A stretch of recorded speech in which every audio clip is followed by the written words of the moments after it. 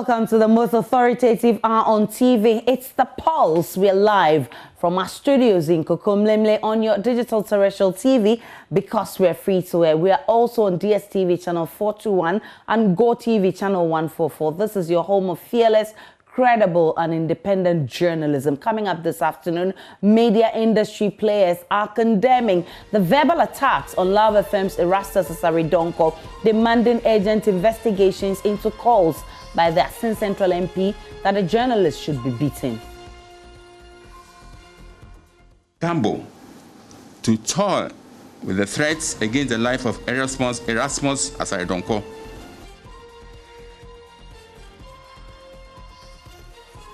Also this afternoon, we are focusing our lenses on Ghana's COVID-19 situation as 23 persons as of July 8th were recorded to be in severe condition with 11 patients in critical condition. We are live at one of Accra's biggest health facilities for a critical assessment of the situation.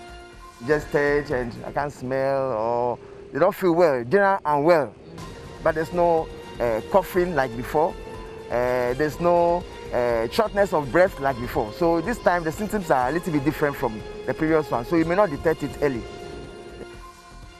Plus, more revelations in the Jura killing as a woman who claims to have been elder brother of slain social media activist Ibrahim Mohammed said she was around the crime scene before his hospitalization and subsequent death. And she says she saw Kaka's elder brother running away from the scene.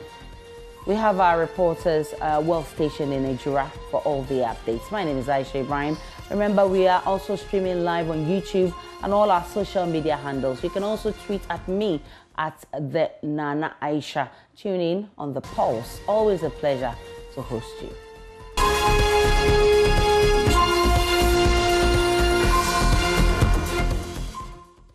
Welcome to The Pulse. As of 8th July 2021, 23 persons had been recorded to be in severe condition, with 11 patients in critical condition. Between the 4th and 8th of July, however, active cases moved from 1,849 to 2,247, indicating a 398 increase in active cases. Some COVID patients reporting at the Greater Accra Regional Hospital are showing up with unusual symptoms. That's according to head of the COVID center there, Dr. Emmanuel Ahiagle, who told me that in an interview recorded earlier. This afternoon, we are focusing on the COVID situation in the country because the Ghana Medical Association major hospital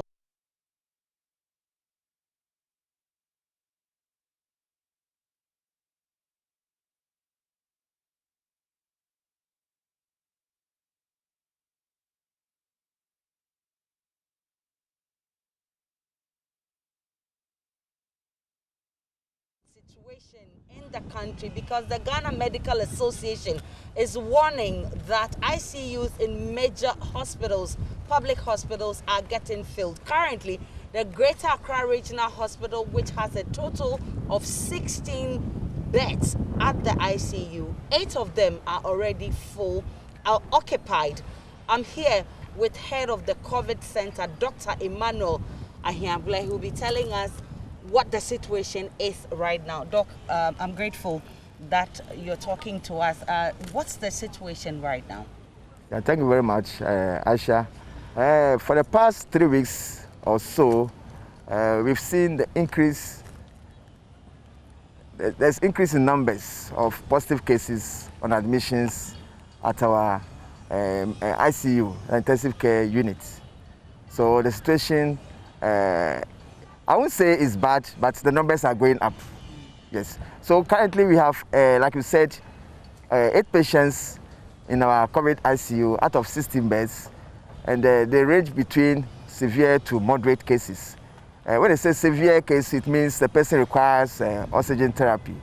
About 2 of them are not on oxygen currently, and they may be discharged maybe tomorrow or next. So the cases are going up again, it's true. And right now, we just saw that some people were brought in here. Yes. Does that increase the numbers? We were having 5 patients before this new cases were brought. So 3 more cases have been brought this afternoon. They were tested yesterday. The results came today. So when you add the 3 to the 5 who were already there, we are going to have 8 patients currently. Out of them, 2 of them are pregnant women who have tested positive. So there's no critical case yet? For now, we don't have critical case. Okay. Show me around.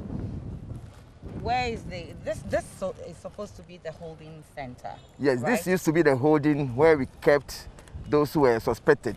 But for now, it has been turned to a testing area. Those who come, walk in. Those who come during daytime, have symptoms, and they go there, they test. Those are not an admission. Okay. So it has been converted to a testing area.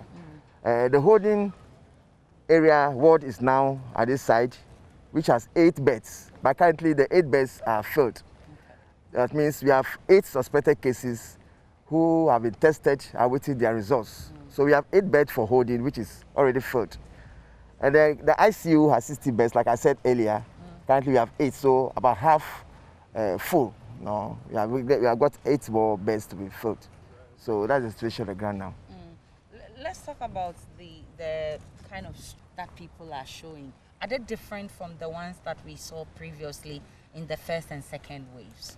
Yes, interestingly, those who have been admitted now, when they present to the emergency or the hospital, they don't look so sick, have the classical symptoms of coughing, difficulty breathing, sore throat, fever like we used to see first. This time they can come with any presentation, like a stroke or a pregnant woman who has come with fever, just like any person come to the hospital. So now the index of suspicion among the clinicians are going up. So when they realize that your symptoms are a little bit strange, because it's now not characteristics of the previous one, the fever, the sore throat, the cough. Some of them are not even coughing at all. So it makes this one a little bit difficult to detect. Like I said earlier, they may complain of maybe mild headache, my nose is congested and I can't smell, or they don't feel well, general unwell, but there's no coughing like before. There's no shortness of breath like before. So this time the symptoms are a little bit different from the previous one, so you may not detect it early. Yes. For those who have been hospitalized, for instance, do you find out whether they've been vaccinated, or how many of them have been vaccinated, how many of them haven't taken the jabs yet, and what are the symptoms they're showing? Is the vaccination helping in any way? Surprisingly, those who have been admitted here, and the 2 who passed, they have not been vaccinated. No, they have not vaccinated. And those who are here now, the 3 who are now coming, I haven't interviewed them, but the rest, 5, majority of them have not been vaccinated. Okay. Yes. Wow. So it shows that those who are vaccinated will get the milder symptoms in case they get tested positive. So those who are here, majority of them have not been vaccinated yet. So on a daily basis, today I've seen 3 people. The day has not ended yet. Yes. On a daily basis, how many positive cases do you get? I mean, since the last 3 weeks.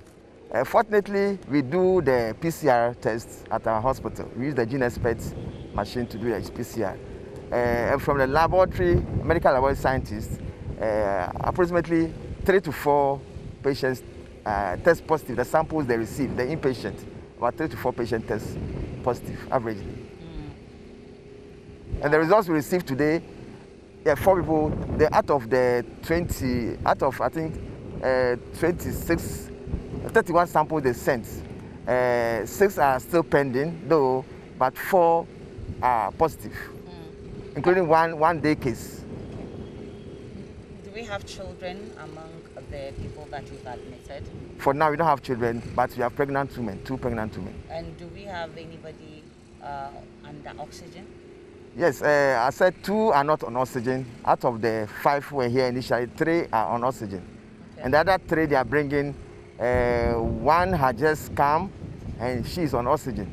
So we're waiting for the other 2 to come. So it means only 2 are not on oxygen for now. Okay. So Doc, they are the moderate type. Doc, you have 16 beds in total. Right now, you have about 11 of them being occupied, or you said 3 of them are dead? Yes, we have 16 beds, and currently 8 of them are occupied. Okay.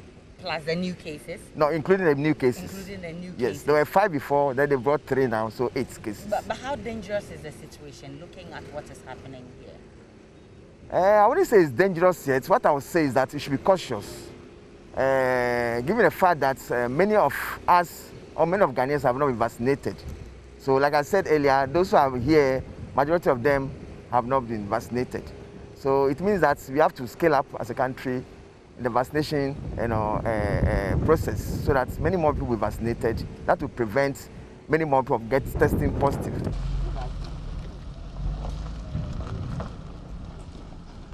And away from the Rich Hospital, the minority NDC in Parliament has been raising concerns about the recent spike in cases. Ranking member of Parliament's Health Committee, Kwabena Minta Akando, predicted that Ghana will struggle to bring COVID-19 cases under control unless the country gets its vaccine strategy right. The only possible way where we can have the effect of COVID-19 reduced is when we do mass vaccination. It is vaccination, vaccination, vaccination. As I speak to you now, we had about 1 year to prepare, to procure and deploy vaccination. The plan of the government was to deploy not less than 7.9 million doses of vaccines. And as I speak to you, we have vaccinated around 1 million people. So the answer should be vaccination, vaccination, vaccination. As I stand here as a ranking member on Parliamentary Select Committee on Health, if you ask me when we are going to roll out the next vaccination plan, the answer is I don't know. I don't know. And the worst of it all is that we have stopped doing testing. Now, if you have a positive case, it takes you, the patient, to go and test your relatives. There's no government plan for testing. Now, laboratories are charging between 360 Ghana cedis to 600 Ghana cedis. Now, government facilities have run out of reagents even to do testing. Now, hospitals are full up, and you know. So, the earlier we take decisions in order to save the good people of this country, the better it will be for all of us. Nobody should come and tell us it's an emergency situation. The lack of preparedness of government cannot be misconstrued to be an emergency.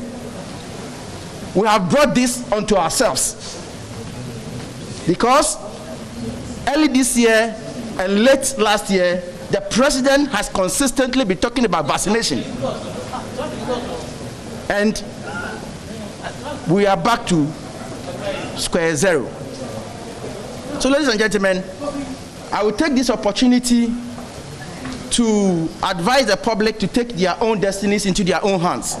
Other facilities are understaffed and out of beds to attend to critically ill COVID-19 cases. Joining us for a conversation is Dr. Christian Owo. He's senior lecturer at the University of Ghana Medical School, head of ICU, Kolebut Teaching Hospital, and National Case Management Coordinating Member in charge of severe and critical COVID-19. Thank you so much for your time this afternoon, Doc. Where do we stand as far as our cases are concerned?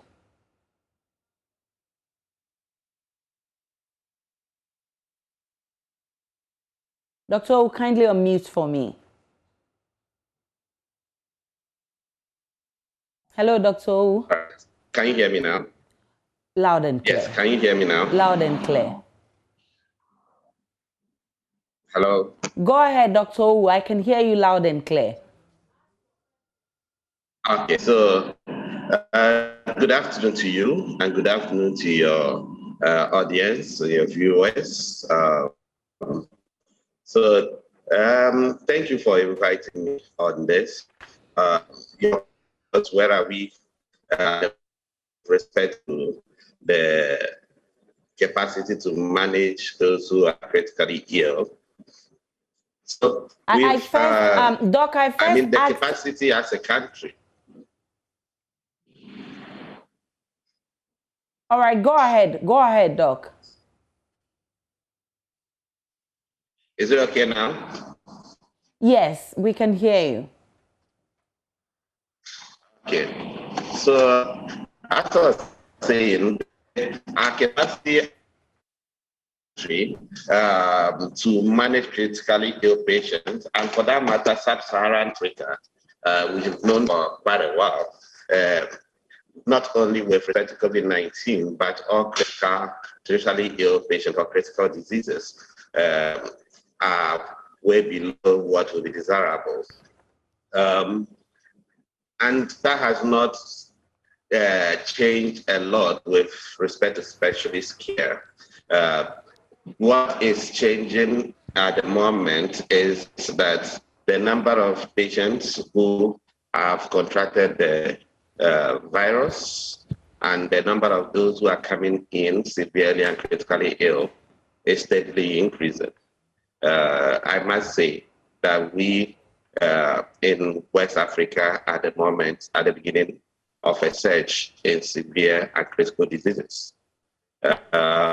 Irrespective of how sophisticated or how large your critical care capacity is, if the numbers continue to go up, eventually you will be overwhelmed, irrespective of what country.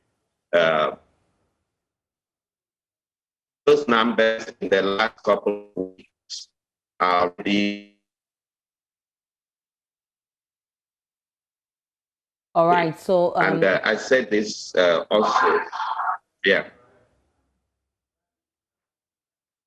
Doctor, go ahead. You're still on the pulse. I say this also because we can actually see what is happening in other places. A COVID-19 wave is similar to what we call the Mexican wave. It always starts somewhere and it flows into other places. So about 3-4 weeks ago, we recognized the fact that there was the beginning of a wave in Africa, obviously driven by new infections, including the Delta variants of COVID-19 of SARS-CoV-2.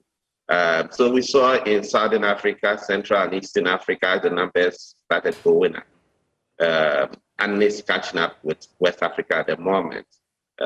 In the last week, our numbers requiring ICU care has more than doubled in the number of our centers. And our daily requirement for transfer to ICU is definitely in a surge at the moment. Do you mind giving us information on the current status of our ICUs?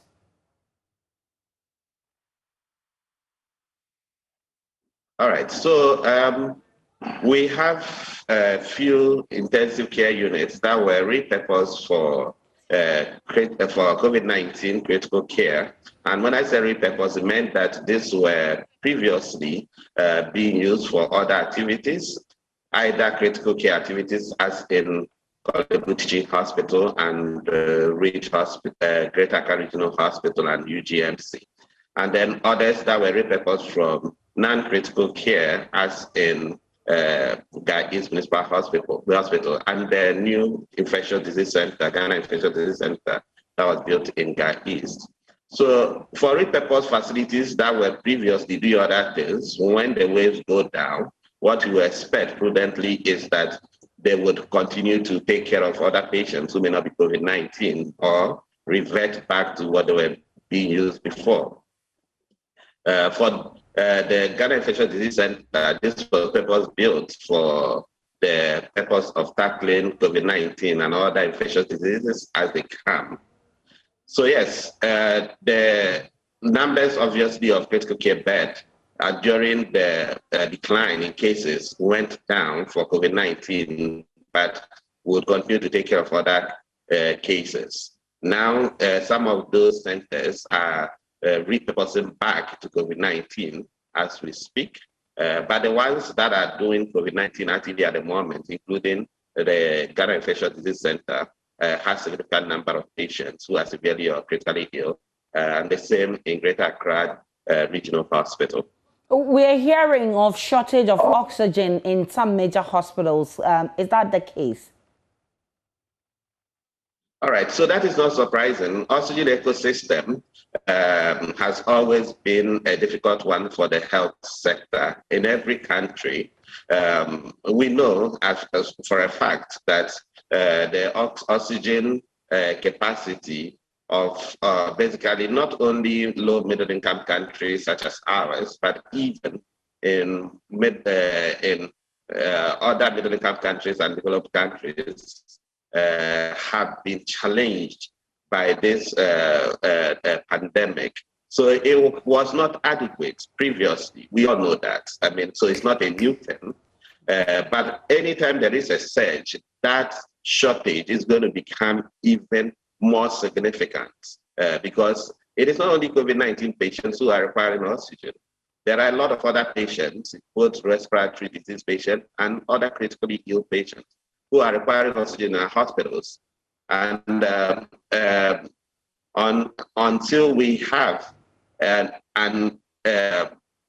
exceptionally high increase in the oxygen ecosystem, this will continue to be challenged. So yes, there are challenges in oxygen supply and requirement that were there. This has been exacerbated by the increasing numbers, but it does not mean that there are no oxygen available for patients. But what we're saying is that as the number of cases go up, as the number of severe and critical requiring oxygen therapy go up, we will eventually get to the point where we may not be able to give enough oxygen to some of these patients. We saw that in India. We are seeing that in South Africa at the moment. We are seeing that in Brazil. We see that even in Europe and countries that are more developed than ours. And that is the fact of it. So it's not something that developed out of the blue.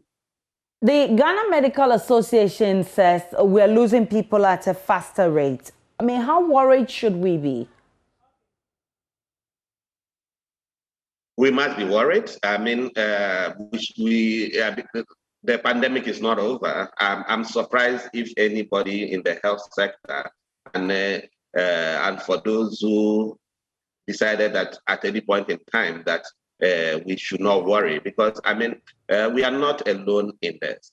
The pandemic is not gone. Anytime there is a surge, we've seen 2 surges already in the first wave last year, and the second wave from December to end of March this year. And we saw what the consequences of that is. So anytime there's going to be a surge, there's going to be lives lost. That is why we have said that it is important to have all strategies on board to make sure that we reduce the spread of the disease and the importation of new variants, as well as making sure that physically and socially we are not gathering to increase the spread. And then, of course, the hand hygiene and the wearing of our masks are very important, as well as the role of our ministers. Having said that, a strong point is also what we've been busy doing in trying to increase the critical care capacity in Ghana from January to now, where the National Case Management embarked on training to try to bring in regional teams to Accra to not only give them didactic lectures, but to spend a month with us to try to prepare those centers so that we can have more capacity to tackle this if there was a third wave. So National Case Management for COVID-19 had been busy doing that. But yes, as long as there's a surge, there's definitely going to be lives lost. The numbers are going to increase if the surge increases, as we see in other African countries.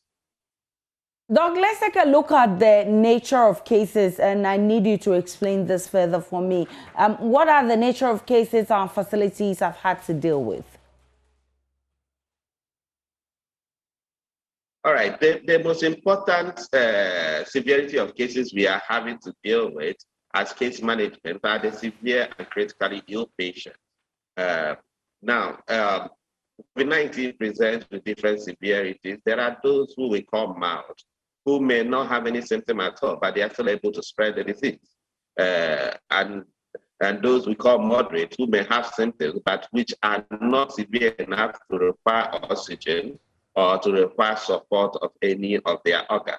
Then, of course, the severe cases who are requiring oxygen, and the critical cases that are requiring not just oxygen, but may require life support, the ventilator, or organ support for specific organs like dialysis, like their blood pressure, their liver, and all that.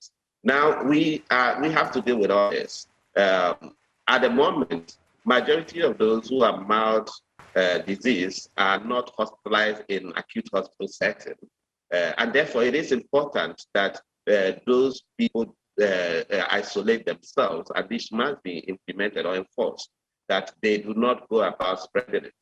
Now, for those who are moderate, some of them may need hospitalization, but even more problematic are those who are requiring specialized critical care, of which there are limitations in every country, and more so in Africa.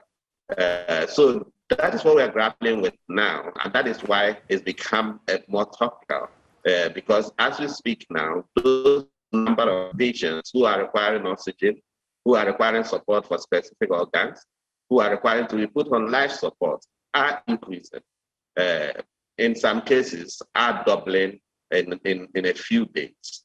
And if this continues, we obviously will not have enough capacity. And this is totally dispassionate. I mean, if we continue to spread, we continue to have severe, we continue to have people who are critically ill, we will not be able to contain it eventually. And we will start losing people, as we see in Zambia, in Mozambique, in Namibia, in South Africa, in Kenya, at the moment, where they are losing between 50 to 400 people a day from COVID-19 at the moment. That's quite worrying, Doc, I must say. But we understand also a lot of our facilities are overstretched and understaffed. What can you say about this?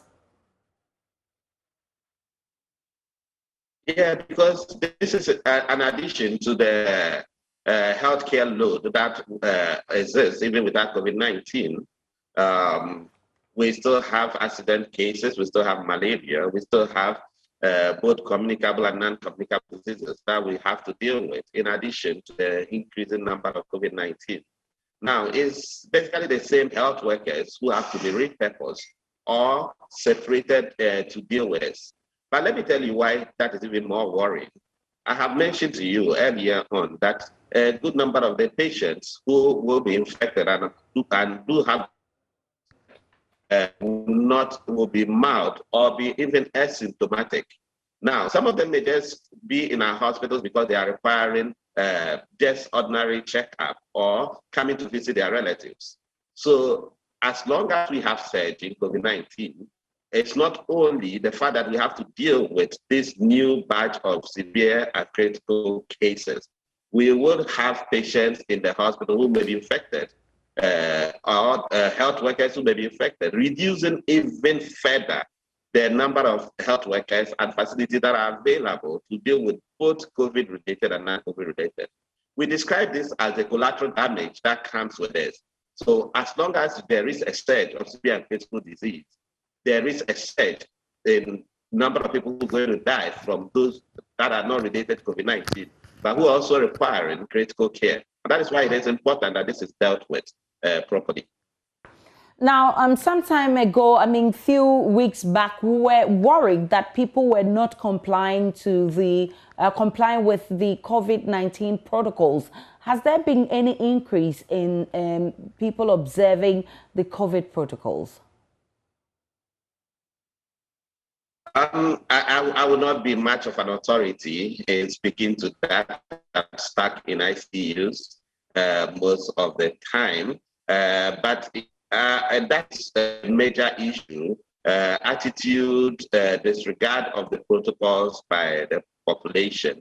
It's a major reason why it spreads. COVID-19 spreads by people coming into contact with other people, people gathering, the parties, the funerals, the weddings, and all that. So as long as we continue to do that and these are not enforced, the protocols are not enforced, the numbers are going to go up.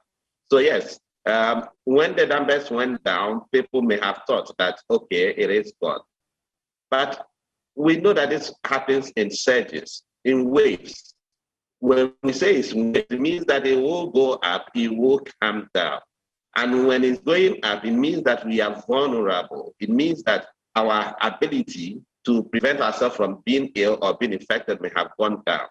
So when we had the peak of the second wave in February, March, and it was going down, most of those who had been infected may have natural immunity, but the natural immunity does not last for long. It's been shown that it lasts for roughly between 2 to 3 months. Now, at the end of March, beginning of April, we knew that majority of those who were infected the first time, if they were not vaccinated, by the end of June and beginning of July, they will not have an immunity to protect them from infection and severe disease. And that is exactly what we're seeing. That's why you're seeing that our waves are happening about 3 months after the end of each wave. That is already known. After the first wave, we didn't know that. We were waiting to see how long that is. But after the second wave, we know this. We have said this publicly multiple times. And I think that this is where the role of the media is also important. That in the middle of waves, when the numbers go down, if we keep shifting our attention totally away, it means that we'll be in trouble until such a time that we have vaccinated the majority of our population. And I'll tell you why vaccination is important. As we speak now, United Kingdom has one of the highest infection rates in the world, registering between 30 to 40,000 new cases every day, only exceeded by probably India and Brazil. But go and look at the number of people dying in United Kingdom. Before, when United Kingdom have even about 10,000 new cases, they were registering deaths running into 1,000 or above 500. But now, they are having deaths in single digits or less than 30, if out of over 30,000 people infected. And that's why we say it is important. And we continue to press that vaccination helps. When the vaccination was ongoing, there were a lot of conspiracy theories. But we've seen this, and we have evidence that a lot of the people who got vaccinated may have been protected. Majority of the patients who are coming to ICU now did not have any of the vaccination at all. I would therefore encourage that whenever it becomes available, that the conspiracy theories needs to go away. And I think that the media has a role to aggressively go after that and to make sure that we protect our citizenry by pressing down the need to get people vaccinated. If not, we will have another wave after this wave. Thing about the kind of variant we're dealing with right now? Yeah, I mean, from those in the laboratory pillar, there's been they've shown evidence that the Delta variant is already in our community. In our labs in the centers, we have shown evidence that our patients are coming in, and a significant proportion of them have the Delta variant. And it is, I keep saying to people, it does not really matter what variants. Even when we deal with this Delta variant, there will be another variant. As long as we have not broken the circuit of this virus, it will continue to mutate, and it continues to learn what we're doing and will develop its own ability to prevent us from stopping it. We are just lucky that the vaccines that we have on board at the moment are also effective, even for the Delta variant. We may be unlucky if we develop a variant that the vaccines that we have on board are not effective against. But yes, there is significant evidence that the Delta variant is already in the community and is spreading. We know from other places that it spreads faster and it is more contagious and then associated with more severe disease than the earlier variants. But let me say another thing that we should be very wary about. I know during the first and second wave, a lot of young people thought that they basically had bulletproof bodies. It is for the elderly and those who have chronic medical condition. So I can tell you factually now that the Delta variant is affecting equally those who are elderly and have comorbid conditions and those who are young. So we are getting people who are young coming to our ICU and some of them dying. And people need to know this, because people have looked at whether vaccinating because they are young is necessary or not. We're saying this now, that as we go on, we need to protect ourselves. The young who are going to parties, who are refusing to wear their masks, you are at risk of getting severe disease and critically ill and getting in the ICU from the Delta variant, just as your elderly parents or grandparents. I'm grateful for your time, Dr. Christian Owi, Senior Lecturer, University of Ghana Medical School. He's head of ICU at the Kolebu Teaching Hospital and National Case Management Coordinating Member in charge of severe and critical COVID-19. Meanwhile, the Ghana Health Service has revealed that persons who have been vaccinated against the virus stand a higher chance of not being hospitalized. In an interview with Joy Business's George Riafe, Director General of the Ghana Health Service, Dr. Patrick Kuma-Boaje, explained current data from the GHS shows that none of the persons who received the AstraZeneca COVID vaccine have been hospitalized since the recent surge in Ghana. Our own production. And so that's ongoing, and so I'm sure with the process that take place, should include support to ensure that there's local capacity to be able to. Any timeline for that, maybe by the end of the year? I'm not part of that committee, but I'm sure they are working and they will share whatever plans they have with the people. With respect to this cold chain facility, how soon would they be deployed? So because there's always been a problem about how we can take the Pfizer and the other vaccines. We already have, through Zipline, we have more than 1.7 million capacity to store 1.7 million doses. We have additional, what has just arrived, we'll be picking them up today. And that should also expand it to about 1 million plus vaccines. But once we bring it all, we should be able to get enough vaccine, not just at the regional stores, about cold chain facility at the regional store, but also in the regions, at the districts, and in some big facilities so that they can store the vaccine and vaccinate people.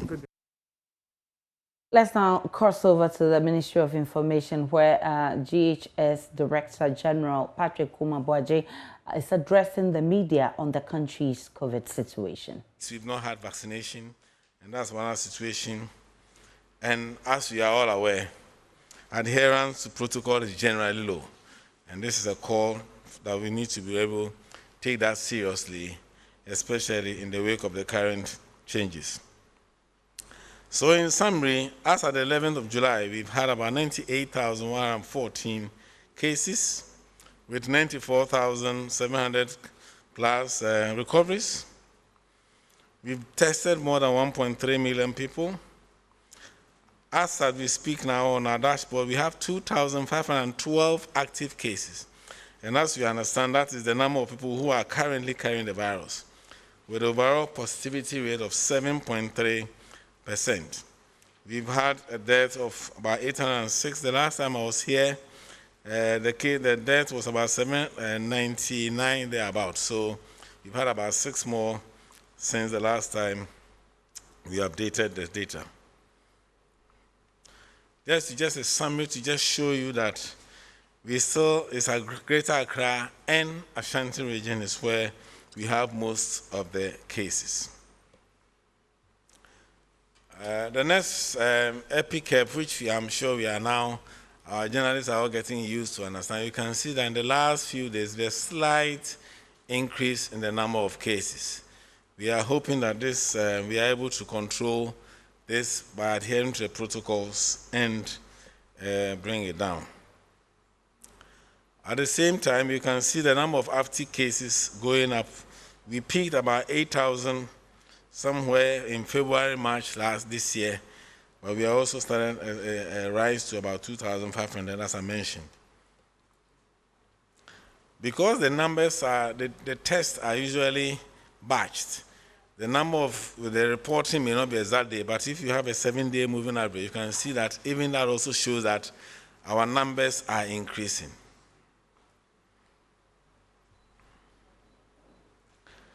So that's it for the general population. But when it comes to the arrivals, we also started seeing a slight increase, which I'll show you later. We've so far had about 1,997 people testing positive on arrival.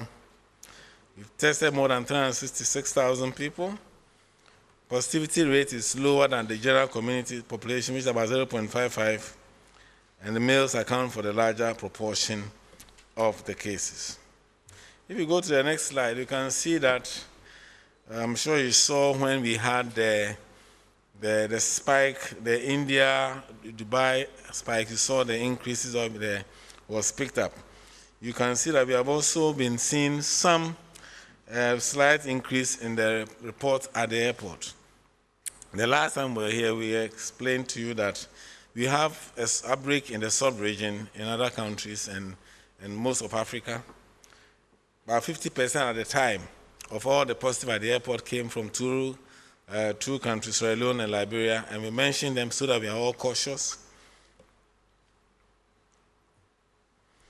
So far in July, we have reported 100 cases compared to 144 in the whole of June. We are still not in the middle of July yet, so the projection is that they are likely to report more cases than we reported last month. But that also tells you that is sensitive to the changes around you. And so as they have spikes around you, you also see that more cases are picked at the airport. Okay, so in terms of the caseload, you can see that okay, let me use this one. Admissions in Greater Accra, you can see there's a slight increase as you go on. The critical cases are not significantly increasing, but it tells you that we are having some surge in the number of cases, which is, of course, represent a proportion of those who are positive. So what's happening also in our schools? A total of 363 schools have recorded cases. We have so far cumulatively recorded 2,323 cases in our schools since school reopened in January.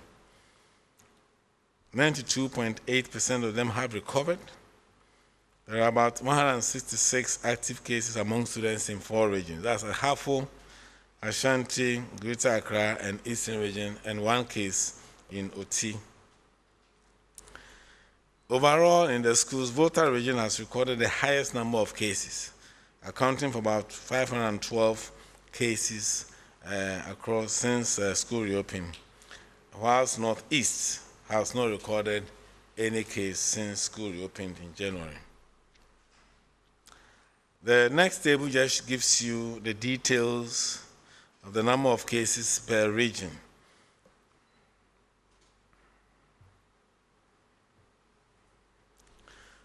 I think the last time we were here, we spent a lot of time on Achimota, so we just want to give you an update on where we are.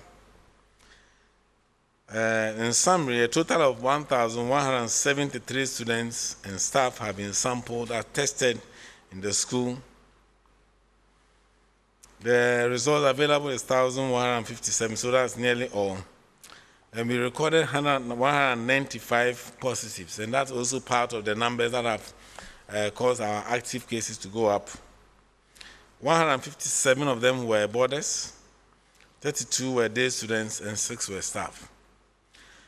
And 120 have recovered, and we have an active case of 75. Some of them are being isolated in school, very few are home, and then the rest are also at the National Isolation Center in Pantine. But that tells you that the appearance of protocol in a large cluster like where schools is extremely important, because one case can just spread very rapidly. And for a school that has day school, that will also be a possibility of spillover into the community. So we need to all be careful.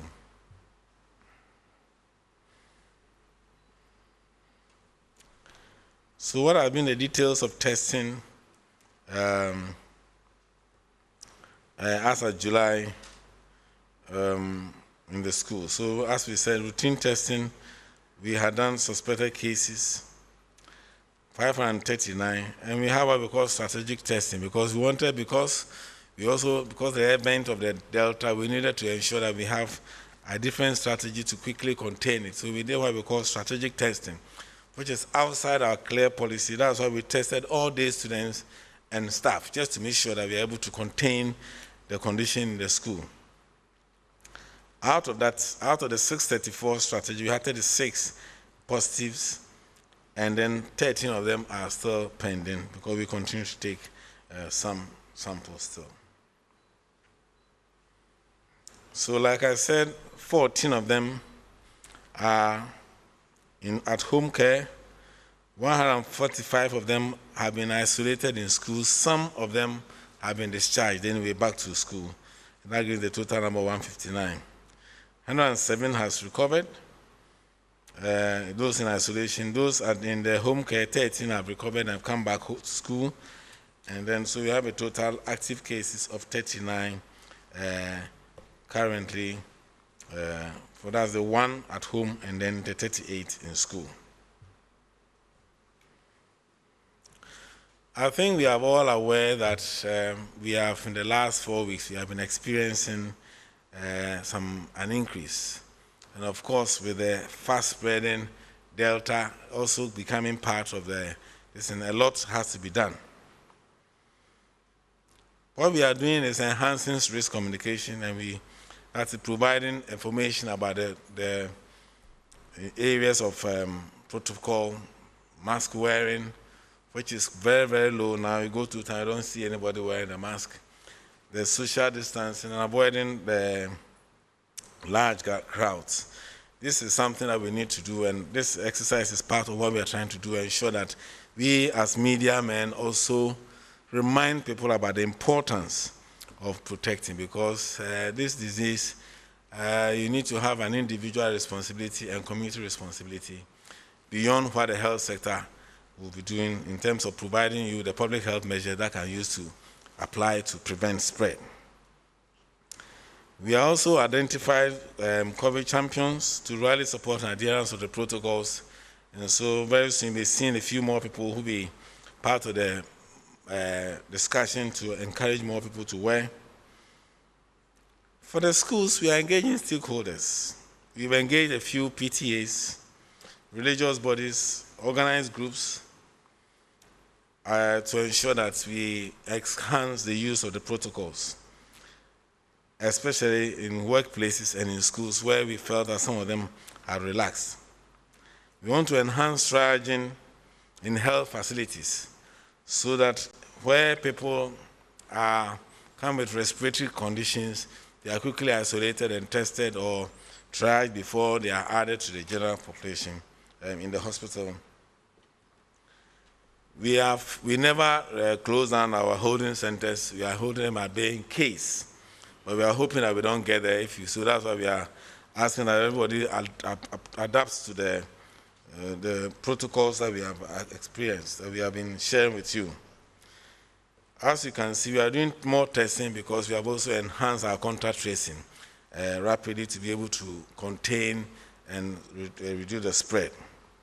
Like I said, we are having more cluster spread now.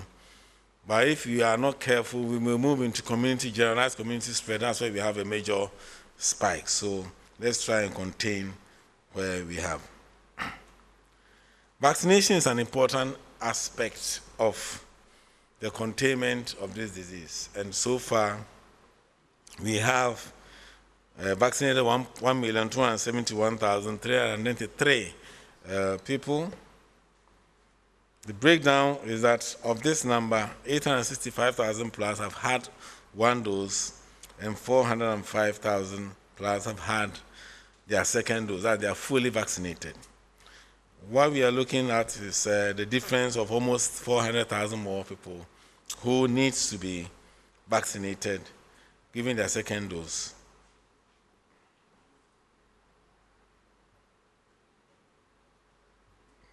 Okay.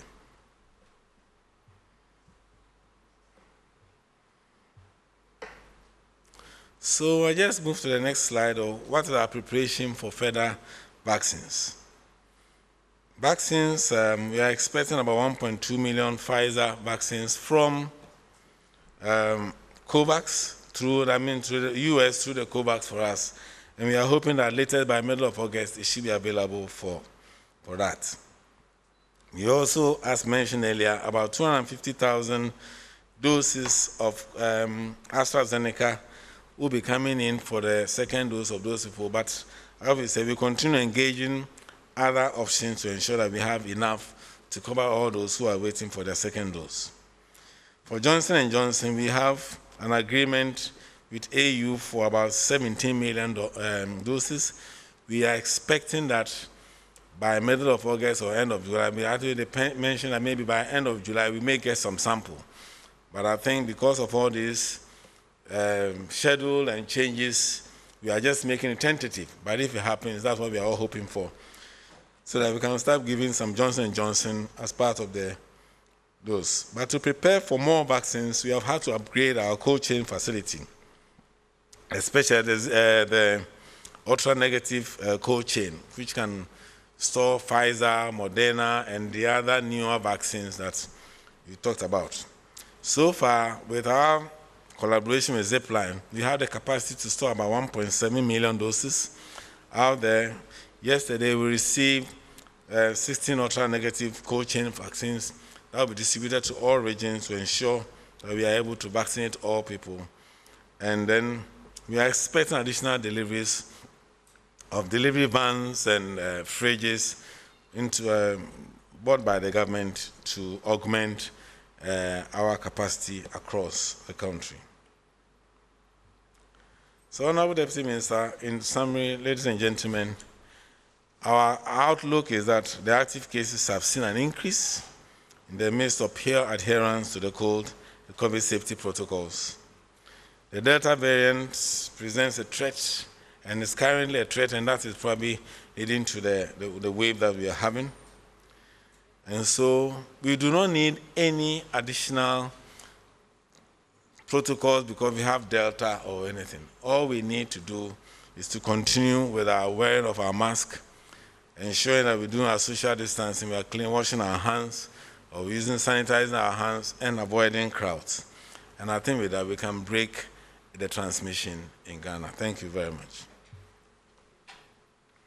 Thank you so much, and thank you for the wonderful work that you are doing for Mother. And you heard the Dr. Kuma Boaje giving us an update of the country's COVID-19 situation. He's been talking about how the Delta variant is dominating new cases we're recording in the country, and the fact that if we're not careful, we will be overwhelmed. He's, however, explained that government is making all efforts to ensure that the rest of the population is vaccinated, and of course, he's also urging the public to take the COVID protocols seriously and observe them. And he's been also issuing a warning this afternoon that the COVID restrictions are still in place and people will be dealt with if they do not obey the rules. And that has been the briefing he's been giving to the media. We're still live on the Pulse, and we're still monitoring events in our various hospitals, and we'll be telling you more on what is happening. But the message is that the Delta variant, which he says is very dangerous and presents a danger to us, is what we're dealing with right now. And he says we must all be careful and stay safe out there. So please stay safe out there. We're still on the Pulse. We're returning with more shortly.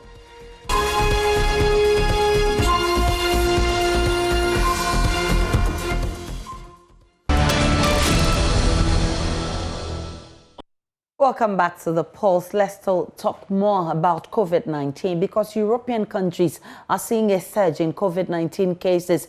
Governments want to implement new strategies to get people vaccinated, and those strategies vary from one country to the next. Joining us for an update from Berlin, Germany, is DWTV's Emmanuel Chase. Emmanuel, we have seen a surge in COVID cases in European countries. What's the situation like? Overall in Europe, we see a surge in Delta variant cases at a time when people are moving around quite a lot due to summer holidays. Here in Germany, the incidence rate is on the rise again, not to a dramatic level at around 7 new infections per 100,000 inhabitants, but still enough of a worry to prompt discussions as to how to contain this surge, how to prevent a fourth wave of infections. One of the key factors to try and curb those new infections being vaccination. And here in Europe, the vaccination has indeed picked up, but there's still reason to worry. If you look at the Netherlands, for example, well, there is a 500% spike in the number of coronavirus infections recorded this week only, and this comes after the government's decision to scrap nearly all restrictions in late June. One of the most controversial measures is making the vaccine mandatory. Can that be the case? French President Emmanuel Macron announced that a vaccine would become mandatory for medical personnel and that a sanitary pass would be necessary to access places of socialization, restaurants, cultural events, and this in fact prompted 1.3 million people to register for a vaccination on the very same evening of the announcement. Mandatory vaccination is also being imposed in Greece for nursing home staff and health workers, and the country is even offering incentives such as money or free mobile data to try and get more people getting vaccinated. Here in Germany, Chancellor Angela Merkel said it would not become mandatory, but she advocated a more pedagogical approach to get more people willingly taking the jab. Where does Germany stand in terms of vaccination? In terms of vaccination, in the United Kingdom, over 80 million of vaccine doses have been administered. In France, quite the same as Italy, and here in Germany, 84 million doses have been administered. It means that more than 40% of the population here in Germany is right now fully vaccinated. Even if Angela Merkel also acknowledged that, for example, when it comes to the vaccination of children, there was still a long way to go. There's also new vaccination strategies such as drive-in mobile vaccination being implemented to offer it spontaneously to the people. We will see just how efficient are the vaccines in the coming months, and especially how it reduces the number of serious cases and how efficient it is against new mutations which are highly likely to happen. Thank you very much, Emmanuel Chase. She's with DWTV. She's been updating us of the COVID situation across Europe, and we're still live on The Pulse. Media industry players have this afternoon condemned the verbal attacks on Love FM's Erastus Asaredonko. They're demanding urgent investigations into calls by the Asin Central MP that the journalists should be beaten. The Media Foundation for West Africa, the Ghana Journalists Association, and other players today held a news conference on the matter. This follows Mr. Japon's comment on his Net2 TV program, in which he suggested that the journalists who had covered the Jurat disturbances and appeared before the investigative committee ought to be beaten. GJA President Roland Afel-Moni, who spoke on behalf of the industry players, says this must be treated seriously. It can be a fatal gamble to toy with the threats against the life of Erasmus Asaredonko. Every life is of sacred worth and intrinsic value. The right to life and personal liberty is of primordial importance, which all Ghanaians everywhere and at all times must enjoy. The life of Erasmus Asaredonko must be protected at all costs, and we urge the National Security Apparatus to take this up with urgent promptitude and utmost seriousness. It is not enough for the petition to the relevant quarters to gain traction. What is most needed is concrete action on all fronts to address the issue. And we shall not rest until something concrete is done. On Ahmed Saleh's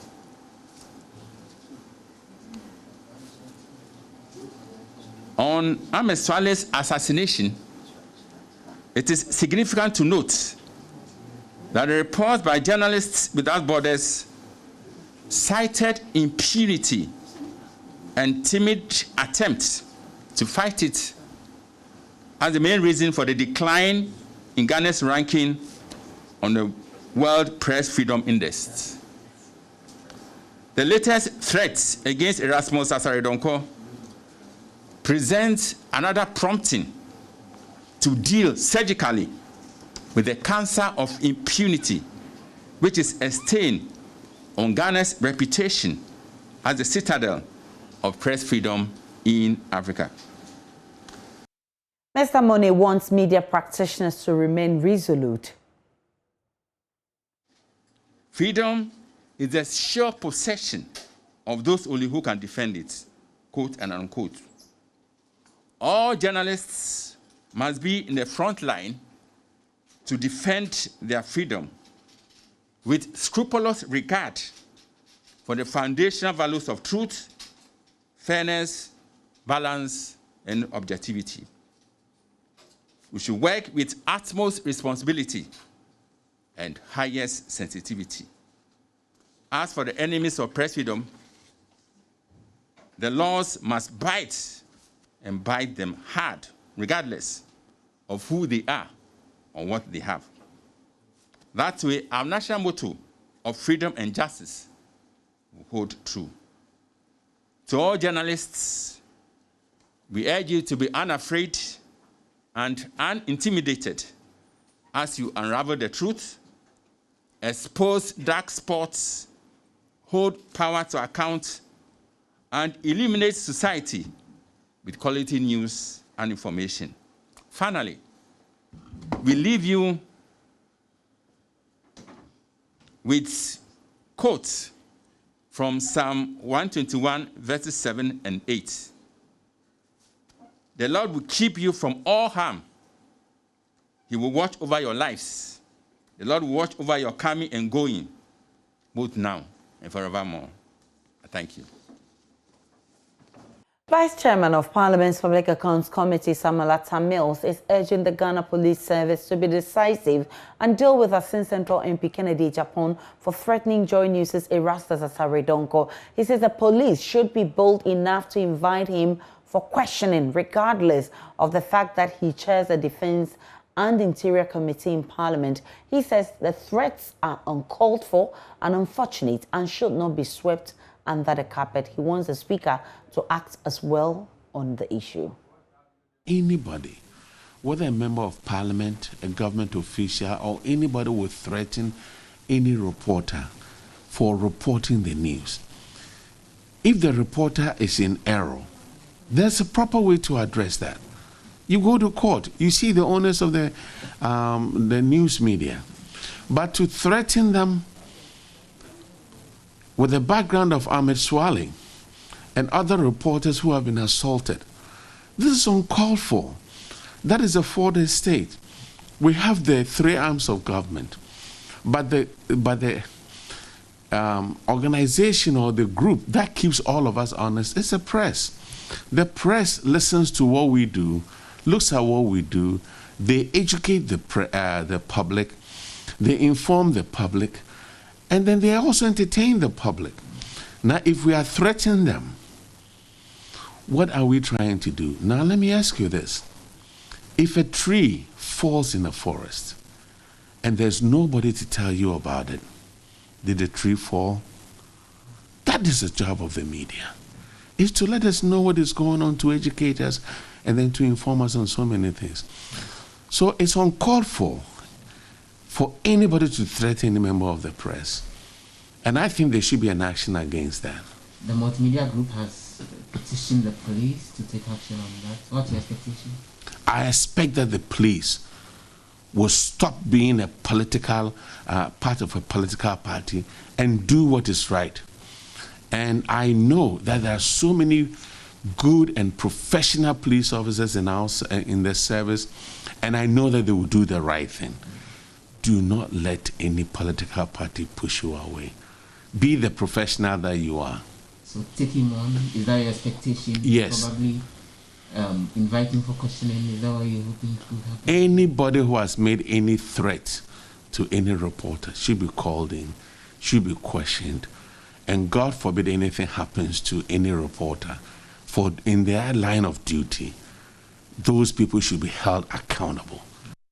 And in the ongoing Ejura probe, the Nifahene of the Ejura traditional area, Nanose Kwejo and Sebi II, says doubts in the ability of the police to arrest and prosecute the murderers of social activist Ibrahim Mohammed, also known as Kaka, may be resulted in the protest embarked upon by a section of the Ejura youth, resulting in 2 deaths and injuries. Providing testimony before 3-member committee investigating the disturbances, Nanose Kwejo said prior to the protest, the Zongo youth had called on the Ejurahene complaining about the police lack of interest in arresting those alleged to have assaulted Kaka, leading to his death at the Komfanochi Teaching Hospital. According to him, the situation became tensed when news of Kaka's death came in.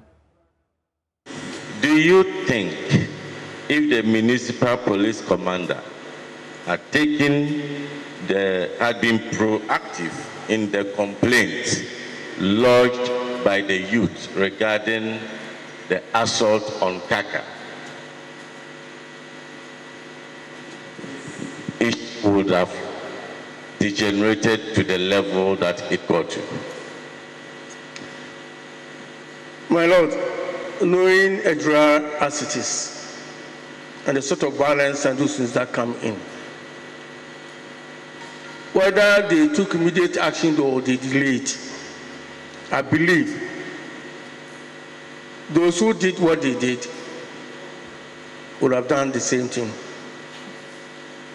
It might have contributed to it, but definitely is not the only reason for that.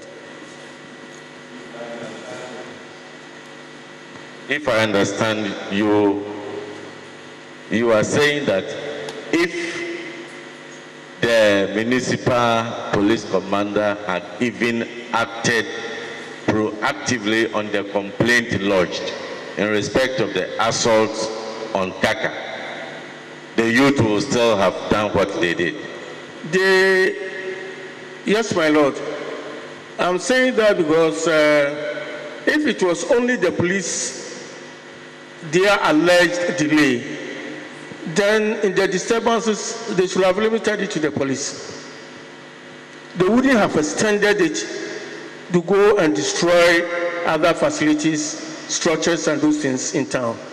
So I believe, yes, it might have contributed. It might have been one of the causes.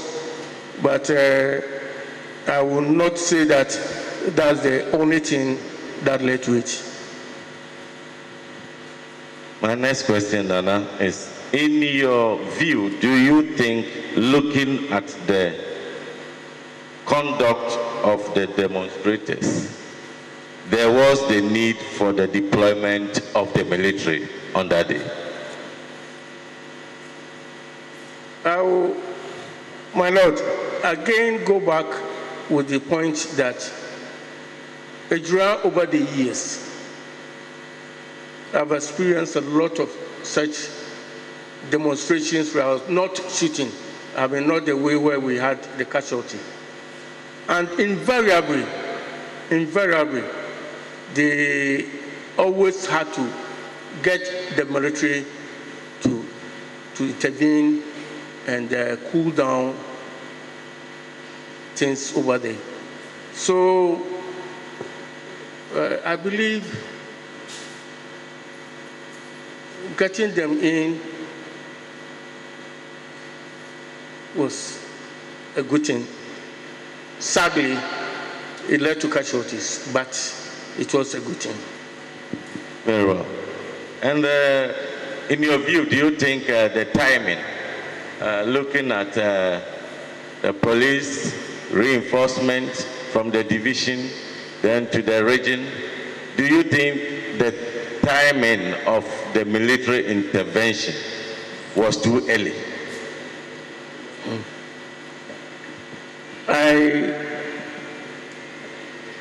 In expressing my view on the timings, things degenerate at a very fast rate when the row started. Like on the 29th, when they started, and from the cemetery, when they chased away the police van, it wouldn't have taken them even 30 minutes to reach the police station and go beyond to wherever it is that they wanted to go. Insure FM's Ohiming Teria was at the committee's hearing and joins us on the line now. Ohiming, beyond recounting events of the day and the role the traditional authority played, what more did the Nifahini say? Aisha talked about several developments in Nigeria. For instance, the fact that there is so much politics in Nigeria, and everything that happens in Nigeria, whether wedding or engagement ceremonies, depending on who is involved, then there's some level of politics in it. And then he was pleased on whether the proactiveness of police, for instance, delays in investigating the attack on Kaka Mechu, may have led to the clashes in Nigeria. And he answered. Hello, Ohiming. Okay, I think we're having some connection challenges there. We'll try and get. Okay, Ohiming is back. Hello, Ohiming. Yes, when the committee chairman sought to find out from Nana Osekojo and Sebie II, who were told has a military background, he did say that even if police, the divisional municipal police commander had been proactive in arresting the perpetrators of Kakamecho, definitely the youth would have poured onto the streets and did what they did. In Nigeria is quite different. It was very, very fluid, as even children were involved in the street protests that led to the killing of 2 people and then injuring of 6 others. And he also said that, yes, and defended the involvement of the military in enforcing law and order in Nigeria, saying that because the police were under-resourced and their numbers were limited, the involvement of the military was in the right order to maintain law and order, and even pleaded with the committee that probably it should be part of their recommendation for the establishment of a military detachment in the near future, so that they will be able to assist with security in the community. So we don't see reoccurrence of what has been happening in Nigeria. And then he also told the committee with the fact that he was not so much concerned about whether the military officers who came there were members of the Operation Calm Life or they were for the COVID-19 management team. All that he cared for was the fact that the military were needed in the community. When they came and helped police, to bring down the situation, that is what mattered most to him as a traditional leader in Nigeria, Aisha. Ashanti, Ohiming Teria is a man on the ground for us on the Jura probing, and he's been reporting on what happened at the committee hearing today. We're still having our ears and eyes opened on the ground, and we'll be telling you more on what happens. But we're still staying in the Ashanti region because the Ashanti region police rely on CCTV footage to aid investigations of shooting incidents. They thus, according to the police that is investigating the incident that happened in Maxima today, where there are concerns of rising cases of murder and armed attacks in that region. The latest is a shooting of a young lady in her early 20s at Maxima Junction in Kumasi Tuesday evening by suspected armed men on motorbike. They bolted with her phone and shot her dead. Police have commenced investigations and hoping footage from the CCTV cameras mounted in the area will help their cause. Let's listen to an eyewitness who's been telling us what exactly happened. I was buying my fruit and I heard a sudden gunshot. Boom, boom.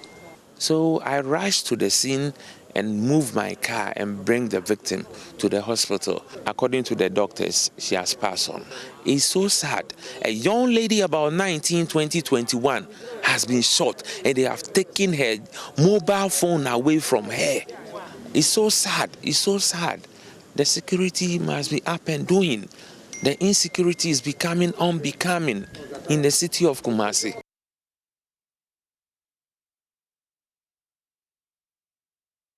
Public Relations Officer for Ashanti Region Police, Godwin Ahianyo, spoke to Love FM's David Akwete. So mostly we advise that whilst we are performing our mandate as a security agency, we advise all of us to also be mindful of the kind of or the places we go to and the kind of things we see wherever we find ourselves. Let me just use this opportunity to advise that if you are a victim of crime and you see that the people are armed, they can harm you, whatever valuable that you are having, your life is more precious than the valuable you are holding. We advise that you allow them to take the thing away.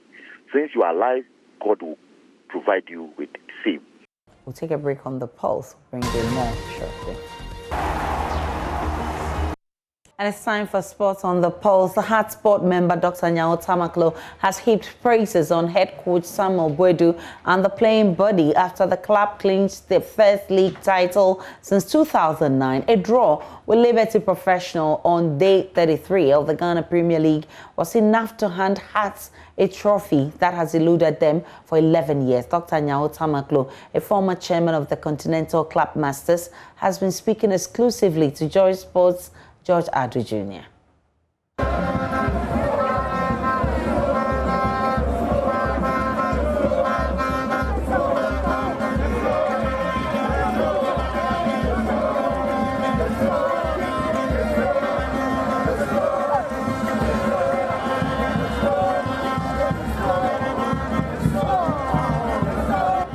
So, Doc, thank you very much for your time and congratulations for winning the Ghana Premier League. How do you feel? I mean, how did you feel on Sunday after that results came in and it meant that Hartsfield had finally won the title? Well, I feel very, very happy. And I feel also that as a former military officer, at times you have to take decisions that are not popular with the people, but definitely it turns out to be the best decision. And the whole league started on a very, very rocky path for the club. We had criticisms and attacks from all corners. And what worried some of us, particularly on the board, was that most of the criticisms were coming from our own club members and supporters, and that was a bit disturbing. However, we decided we should forge ahead. Now, we had problems with our tanker team. I think you are very much aware. There were quite a number of resignations, left, right, center. And also, we had problems with coaches. Some of the coach, the trainers that we engaged. Some of them left live in telling us. Now, one thing I must say is that the boys, the players, were very solid. They were first the management and the board, and I can say that some of our achievements have come principally for that. The chairman of the board of the club, Dogbe Afede the 14th. You see, until I worked with him or started working with him, I never knew him. But there were certain qualities that I found in him. which were quite identical with my own way of doing things. One, he's very truthful. Two, he's straight to the point. Three, he's hardworking. Very, very, very hardworking. That I can say he is harder than most people that are absent. Now, he's somebody who can take decisions, always has ideas. And he found working with me very, very, very, very convenient for him. Because we discuss issues, at times we disagree, we argue about it, and then later we see the right course and we pursue. So are other members of the board as well, who have done wonderfully well. And I think what rather discouraged me a bit, if I would say so, that unlike past office holders of House of Folk, who when you leave office, what you do is to come and support the club, actively support the club. We didn't have anything like that. If anything, rather criticisms, left, right, center. Now, despite all these sort of difficulties or challenges, we have been able to win the league. And I think I thank God very much for that. It should give us strength. We have in the pipeline a lot of projects that will come out and that will shock the football world, particularly either in Ghana or West Africa.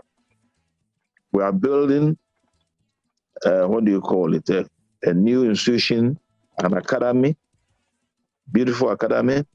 We are coming with 4 playing fields.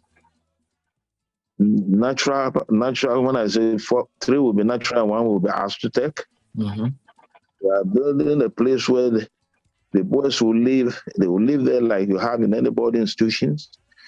We are going to have a place also for those who like probably to hire and come and stay there when they come to play in Ghana. We shall have a huge tennis court, a huge swimming pool. I mean, all these things are in the pipeline as I told you. Work is ongoing. It's not a question of work is ongoing. And very soon, our secretariat that you know in Accra, we are going to bring it down and build a brand new 4-story glass house. Wow. Indeed. We want to finish all this before the end of the year. Because all the paperwork has been done already. We are going to have a special commercial house also within the vicinity of our secretariat. So you can consider there's a lot being done. And all I'll do is I'd like to appeal to the supporters of the club. To exercise patience. Yesterday at the stadium, they were the loudest more than anybody. They were the happiest. Yes, I have handled House of Folk in crisis before, where when I look at the situation, I was compelled to put 21 regular players on transfer. That is sack them. And started a new team, and it worked. We won the league. So certain things don't get me worried at all.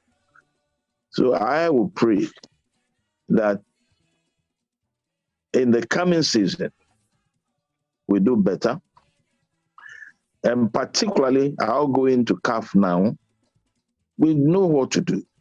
We are going to beef up the players we have, and we are sure to come with the cup once again. So this is all that I will say. Yes. Doc, let me ask you about this one. Why were you sure that Samuel Gwedu was the guy to lead you to the trophy? Because you were very swift in making that decision. What did you guys see? Why were you convinced? You'll be surprised. Gwedu's case is quite an interesting case. I would say we didn't really see him as a special figure per se. I remember I had a talk with him, and during our discussions, I was convinced that this is somebody who knows exactly what he's about, and he can work. And now, when he left his previous what do you call it, club. The day we were expecting him to start work at our end, he didn't turn up. So I was worried. So I called him. I couldn't get hold of him. I asked somebody to get hold of him. And he assured me that he'll be in at a particular time, which he came. I think by then he was moving his items from Takwa to Kumasi and route to Accra. Now, when he came, what I noticed, and I'm somebody who frequents the training grounds a lot, what I noticed was that this is a disciplined guy who knows exactly what he's about. So we gave him that chance and opportunity, and he's proving himself right. He listens. You know, prior to this, there have been a whole lot of accusations that directors have been dictating. It's all lies, I'm telling you. You know me. I'm telling you. No director has enforced it. At least not me. If people say so, it's a lie. Directors don't dictate to the technical team. They might suggest, if you like, you take it. If you don't like, you don't take it. Now, one point also I'd like to bring in it also is that our presently a physical instructor who is also responsible for the boys' fitness and everything, is also responsible for their welfare. And that is WO1 Tando. Tando, yes. I feel so happy that we have that gentleman. But I remember I told the board, and Togo in particular, that I have been a soldier, and when I say a good soldier, I know it. And we have to pick this man, and we shan't regret. And believe me, he's come up on the tops as well. So this is how we have managed the club so far. And before the end of the year, God willing, you'll see things you won't believe. Okay, Doc, you are a true Accra Hospital fan even before you become a board director and all of that. When in the season did you feel that the trophy was coming home and coming to Accra Hospital? At which stage did you think that it's becoming possible or it is possible? When we had a match at Takwa,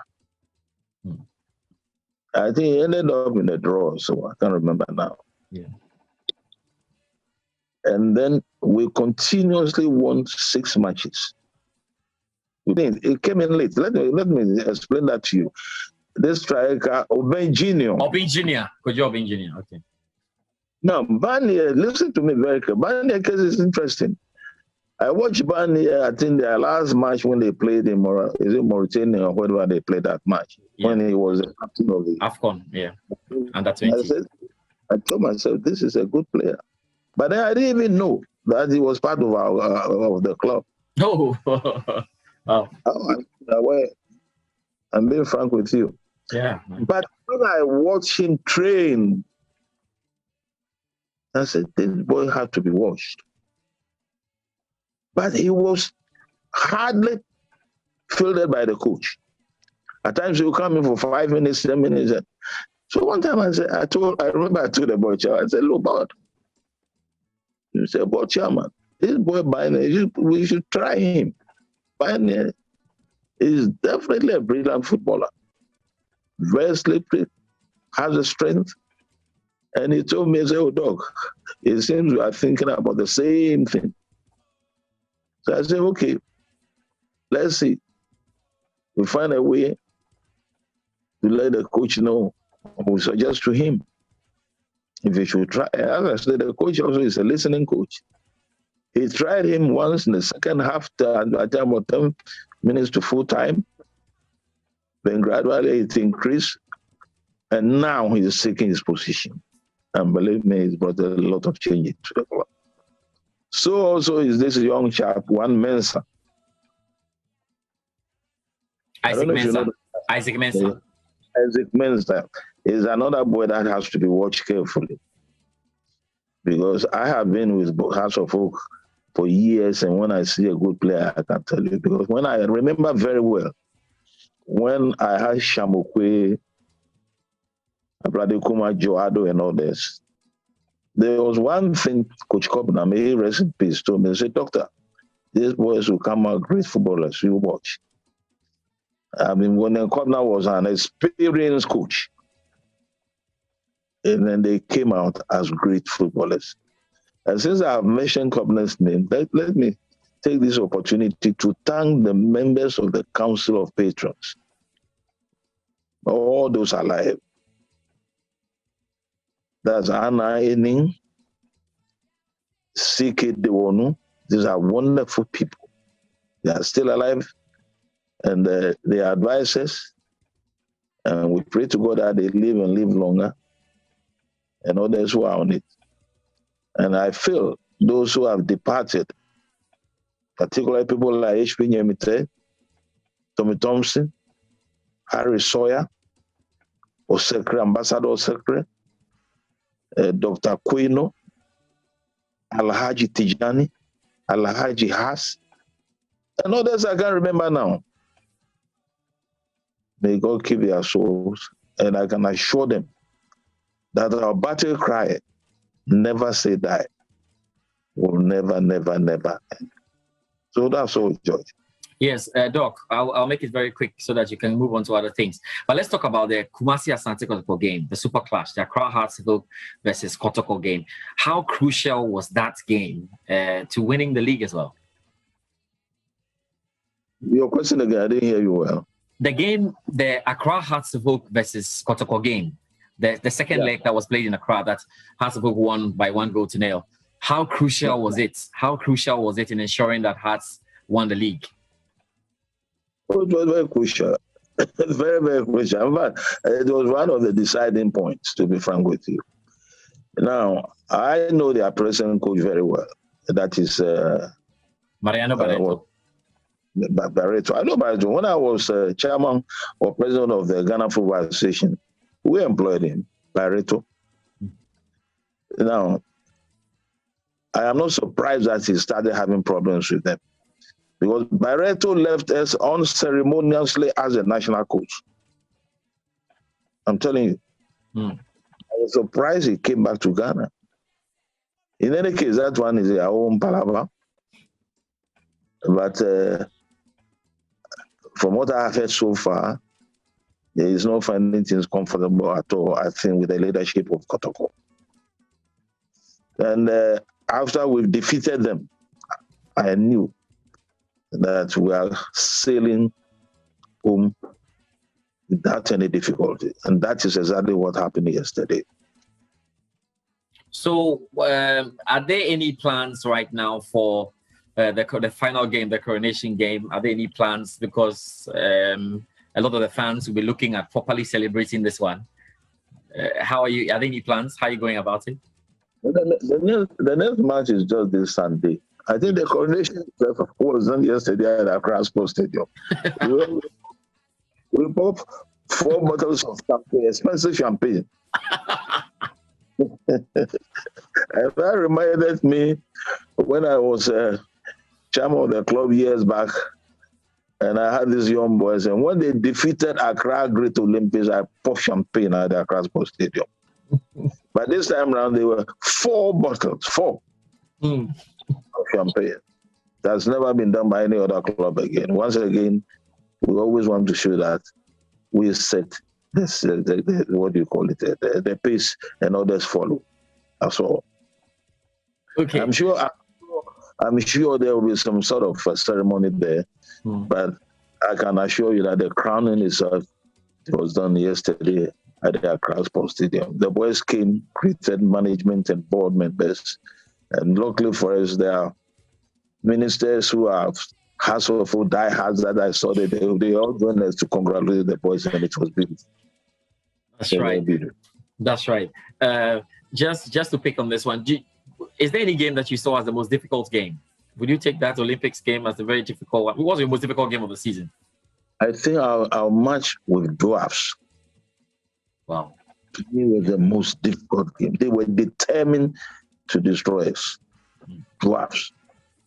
And I say so because if House of Oak had problems with any club, mind you, Dwarfs is equally an old club. Yeah. I'm not sure whether Dwarfs is older than Kotoko or vice versa. But Dwarfs have always been worrying Accra House of Folk since I grew up as a small boy following Hearts. So Dwarfs at all. So that's why we call them, and they call themselves to mysterious. But we don't know how they score their goals. I'm talking about things when I was about the age of 10 years. Oh, wow. Years ago. I mean, when the elderly people are talking about drafts, you have no idea. At a certain stage, I was told that House of Oak has to come to some sort of compromise with them because they always destroy our final celebration. Drafts. To me, our match with them was the most difficult one. But they were determined. They have a player there, I don't know his name. He wears a 20-20 jersey. That boy must be watched. He's a good footballer. Right. So the Accra House of Oak fans will say that they wish that the boys will stay here this season. I mean, for next season, and you can build another strong squad like the 64 Battalion and go all the way to win. Are we going to lose some of them because the cash will be good on the table? Is that going to happen? What do you mean by losing some of them? I mean selling some of them. You know, are they going to be transferred if the cash is good, or there's a policy to keep it? I can tell you, not a single player is going to be sold to anybody. We know what we are about. I don't think fans is our problem at the moment. Those that we think they are good boys, definitely they will be maintained. And when we go to CAF and we come out in flying colors, whatever price any club wants from them or from us, it must be a higher price, not this 100,000 and 200,000 US dollars. We want prices that to click in millions of dollars. That's really set up. So are we thinking about a double then? The double, are you talking about the FA? FA Cup, yes. Oh, but I said it on television yesterday. We are going to pick the FA Cup as well. Mark my words. And it will happen. Wow. That is very strong. Yeah, that's very strong. And maybe your final words to the fans who have been pouring out and watching the team. And at the moment, even the fans who were sleeping have all arisen from their graves and have come to join the squad already. So final words to the fans. Oh, the fans and the supporters, I'd say big thank you. Some of them are so honest and truthful. Some there are boys there who have been following the club, years back when I was chairman, over 40 years ago. One key one I'll never forget is one day he's still around. These are honest boys who have dedicated their lives to the club, and I wish them good luck. And the others, I say, our motto alone, that is our battle cry, never say that, should always be their watchword, because that is what we believe in. If you are playing with House of Folk and the final whistle hasn't gone, don't think you have won. That's all. Dr. Nyaho Tamaklo, thank you very much for your time on this one. And once again, congratulations to Accra Hearts of Oak. We are looking forward to the double. I'm looking forward to all the fantastic plans that you have for the club that would, in the end, help Ghana League as you create this platform for the young ones to do what they've got to do. So a very big thank you for your time and for this interview. We definitely wish you the very best of luck. It's a pleasure. I'm very happy to talk to you. Bless you. I hope you'll be coming home very soon. Yes. I'll be coming home very soon. Yes, I hope. The English match is the European Cup is over. It's over. Yeah. I think you have to come back. We miss some of your programs that you do here. I know. I'll be coming back very soon. Doc, thank you so much for your time.